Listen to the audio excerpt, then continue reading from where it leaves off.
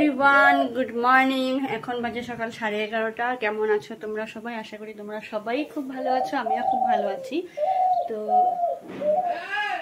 সকালে আমাদের সবার ব্রেকফাস্ট কমপ্লিট, আর বিভান এখানে করছে মারাত্মক দুষ্টামি। তো চলো একবার দেখাই ও কি করছে।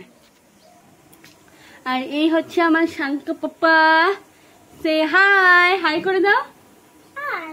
হ্যাঁ, সুন্দর করে সুন্দর করে এখানে হাই করে দাও। হাই, শোনো শোনো মা, শোনো তো। হ্যাঁ, এখন বারবার শুধু হাই বলবে। সবাইকে একটা ফ্লাই করে দাও তো, মিমি মামামকে সবাইকে ফ্লাই করে দাও তো। না, এখানে ধরতে হবে না। হ্যাঁ, ফ্লাই করো, ফ্লাই করে দাও, ফ্লাই করে দাও, ফ্লাই করে দাও।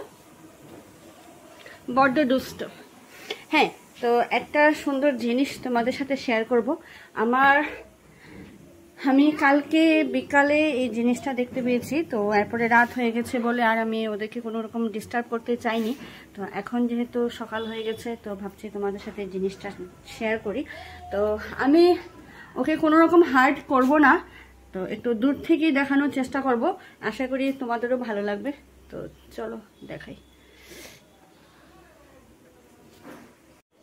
এখান থেকে তো বোঝা যাচ্ছে না, এই যে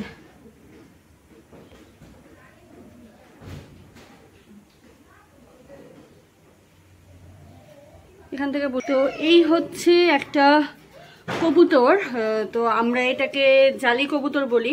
তো এখানে পাখির বাসা। তো আসার পর থেকেই এখানে মানে কুরু কুরু কুরু কুরু ডাক শুনতে পাচ্ছি। আমি ভাবছি হয়তো এখানে বসে আছে এরকম, এই জন্য হয়তো মানে ডাকছে।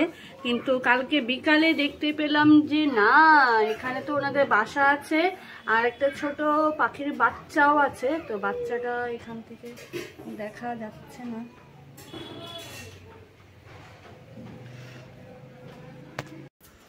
এখান থেকে হয়তো পাখিটাকে আরো ভালো করে বোঝা যাবে।